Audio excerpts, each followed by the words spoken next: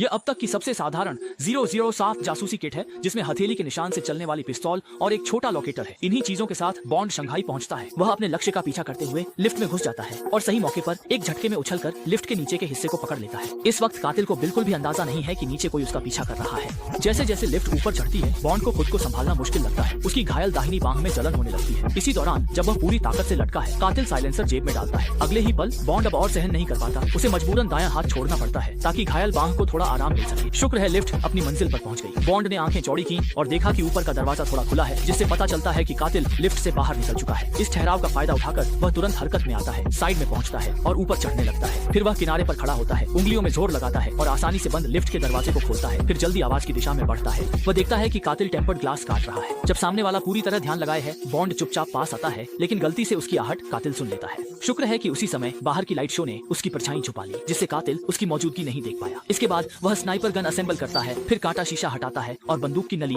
सामने वाले कमरे की ओर तानता है। ठीक उसी समय जब निशाना साधा गया, कातिल ने बॉन्ड को देख लिया। दोनों के बीच तुरंत जोरदार लड़ाई शुरू हो गई। आखिरकार कातिल हार गया और इमारत के ऊपर लटक गया। अफसोस की बात है कि बॉन्ड की दाहिनी हाथ घायल थी और वह कोई भी जरूरी जानकारी पूछने से पहले ही थक गया, जिससे कातिल गहरी खाई में गिर गया। हालांकि जब वह कातिल के ब्रीफकेस की तलाशी ले रहा था, उसे मकाऊ के एक कैसीनो का सिक्का मिला।